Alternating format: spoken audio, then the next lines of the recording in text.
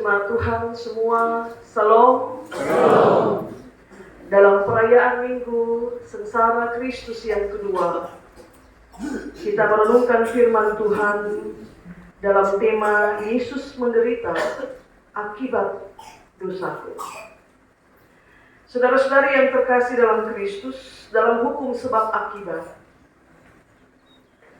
akibat tidak pernah muncul sendiri tanpa didahului dengan suatu sebab. Begitu ya Bapak Mama ya. Demikian sebaliknya, sebab itu dia tidak pernah tampil sendiri. Mengikutinya pasti ada akibat. Seperti kalau orang jatuh cinta itu pasti punya alasan. Sama dengan orang membenci juga pasti punya alasan. Orang jatuh cinta pasti ada sebab kenapa dia jatuh cinta kepada kita, kepada saya, kepada saudara.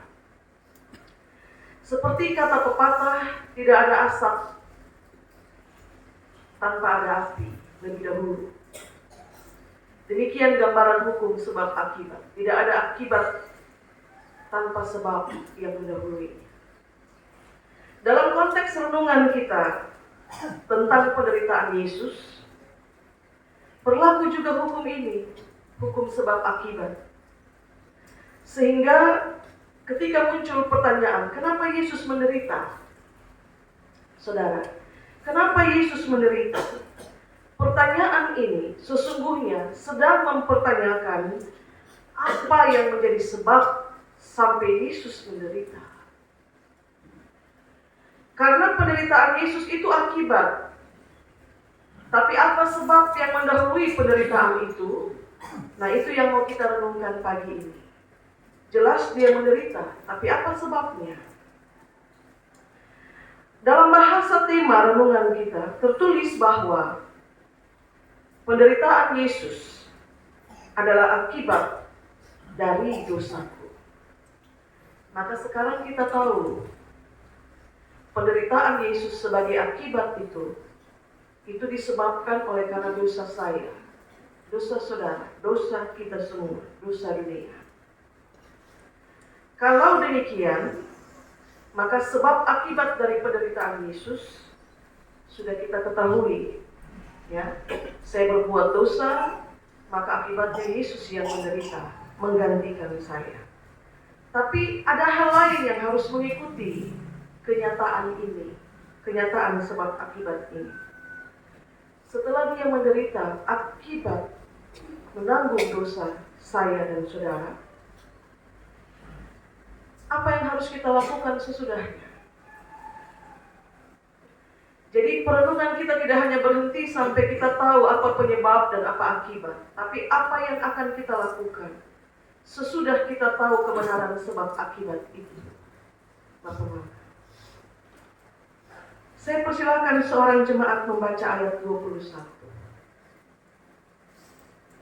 Silakan salah seorang ayat 21.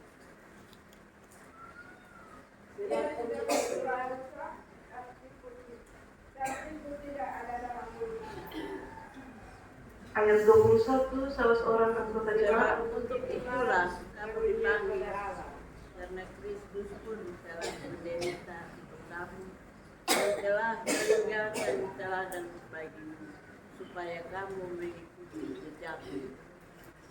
Oke, terima kasih Oma Ota. Saya ulangi, sebab untuk itulah kamu dipanggil, karena Kristus telah menderita untuk kamu, dan telah meninggalkan teladan bagimu, supaya kamu mengikuti jejaknya. Bapak Mama, ayat ini menulis sesuatu pesan yang kuat tentang apa yang harus kita lakukan setelah kita mengerti kenapa Kristus berkorban bagi kita. Bapak Mama temukan apa dalam ayat 21? Apa yang harus kita buat di situ? Apa yang harus kita buat setelah kita mengetahui pengorbanan Kristus? Mengikuti jejaknya, mengikuti teladannya. Ya, teladan yang mana, Bapak Mama? Teladan yang mana? Jejak yang mana? Kalau disuruh ikut teladan, ikut jejak, maka teladan dan jejak yang mana? Oke, seorang jemaat lagi, seorang bapak. Mari baca untuk kita ayat 23.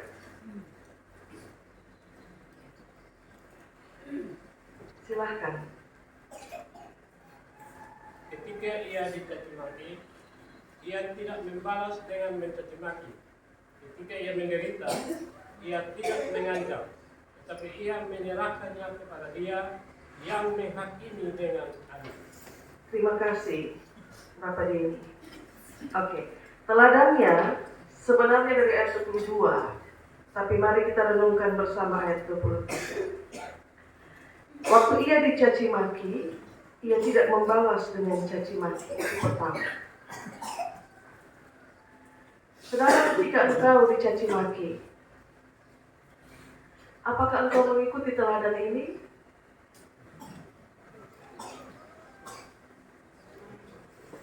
Saya bertanya kepada saudara-saudara dan juga kepada saya. Waktu kita dicaci maki, apakah kita mengikuti teladan Yesus yang demikian? Tidak ya?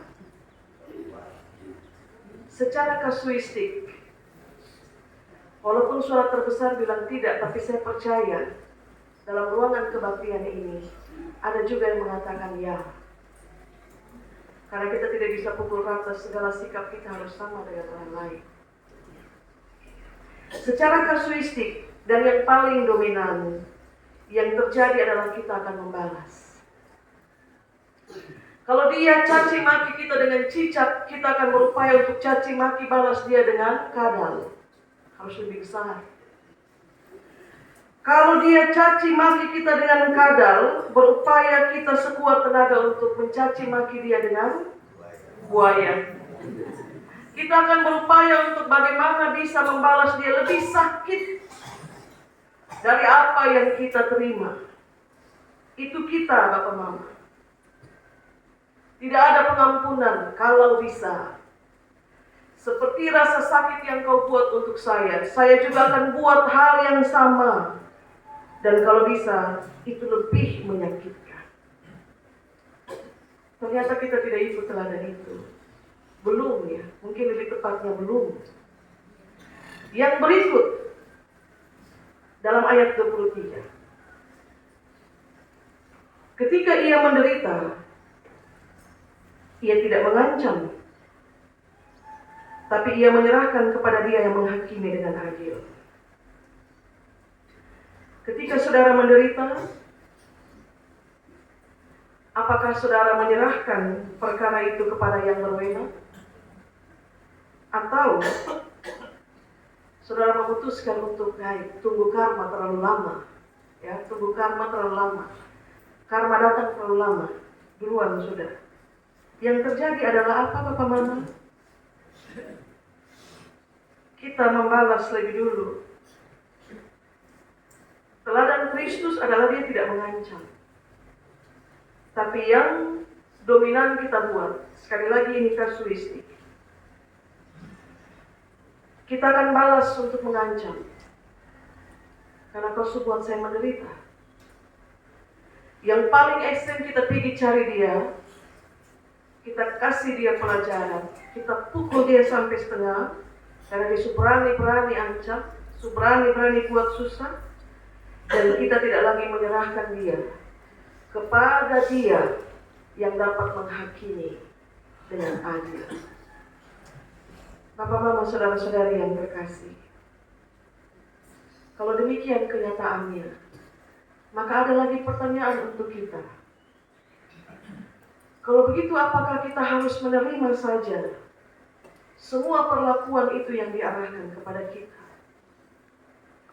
Kalau kita harus ikut teladan Yesus, apakah kita harus terima saja waktu dicaci maki? Apa harus terima saja ketika dibuat menderita? Saya harus memastikan, Bapak Mama, bahwa saya dan saudara tidak boleh berdiam. Kita tidak boleh diam waktu dicaci maki, benar. Dan waktu dibuat menderita, diberikan satu sikap ketidakadilan, juga kita tidak boleh diam. Tapi saya harus pastikan dari tindakan ini bahwa yang dimaksudkan bahwa kita tidak boleh diam adalah tidak boleh diam di hadapan Tuhan. Diamlah di hadapan mereka yang menghakimimu, yang mencaci makimu sedemikian rupa, tapi jangan pernah Anda diam di hadapan Tuhan. Maksudnya adalah berbicaralah kepada Tuhan saat engkau dicaci maki. Itu pembalasan paling anggun dari seorang pengikut Kristus. Anda tidak mampu berkata-kata dengan mulutmu, karena engkau ingat bahwa firman berkata pembalasan adalah hakku. Itu kata Tuhan. Tapi mulutmu harus kau buka di hadapan Tuhan. Berdoa. Sebut nama orang itu di hadapan Tuhan. Jangan diam. Seenak dia mencaci makimu, sebut namanya dalam doamu dengan penuh penyerahan kepada Tuhan. Bukan supaya Tuhan buat seperti yang dia buat kepadamu, bukan. Tapi minta keadilan Tuhan untuk menyatakan dan menunjukkan bahwa Tuhan itu ada. Dan menyatakan keadilan seadil-adilnya. Untukmu dan untuk dia yang menjahatimu. Itu lebih elegan, Bapak Mama. Ketimbang Bapak Mama balas dia dengan menulis status di Facebook dan lain sebagainya untuk buat dia merasa tersindir dengan kata-kata itu.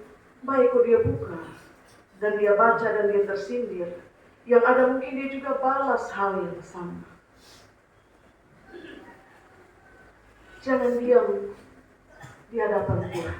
Bicara dengan senyap yang dia tahu Anda diam, tapi dia tidak tahu bahwa Anda sedang berbicara dengan Tuhan. Lalu nantikanlah bagaimana Tuhan menjawab. Bapak, Mama, saudara-saudara, kenapa begitu? Karena tujuan penderitaan Kristus untuk menebus dosa kita itu tertulis jelas dalam ayat 24.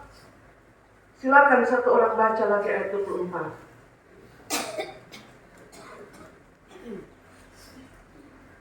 Dia sendiri telah memikul dosa kita di dalam tubuhnya dari salib, supaya kita yang telah mati terhadap dosa hidup untuk kebenaran. Oleh bilur-bilurnya kamu telah sembuh. Terima kasih Oma Mada. Tujuan penderitaan Kristus itu supaya kita disembuhkan.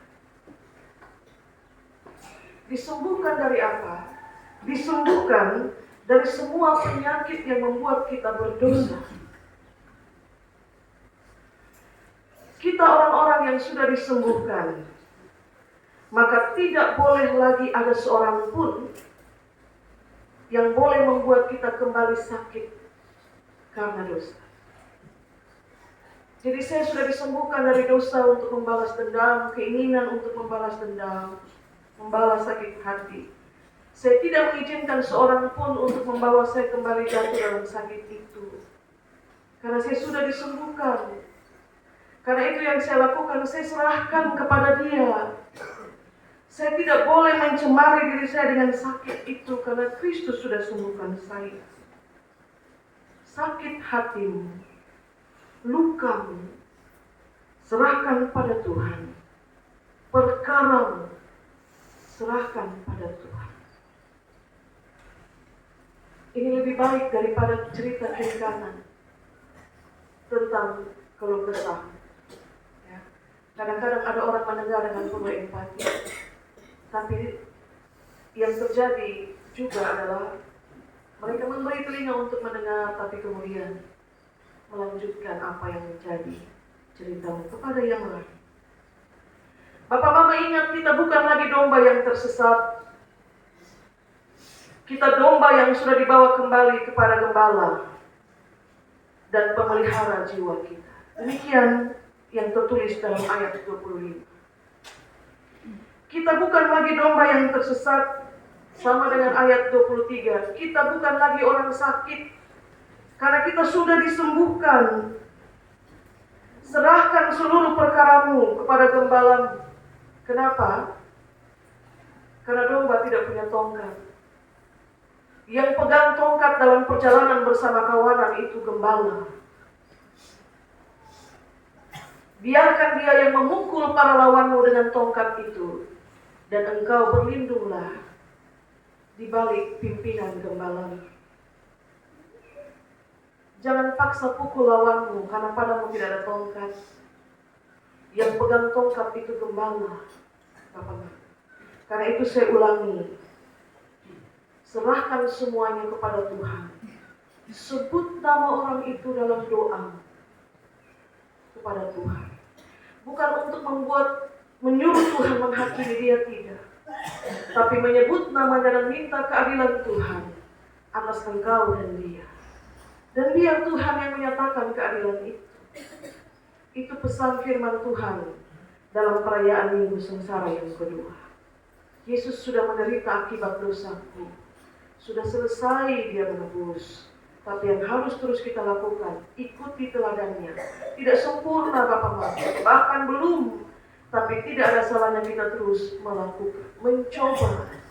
Berdiam di hadapan mereka yang mencaci makinya juga tidak berarti berdiam di hadapan Tuhan.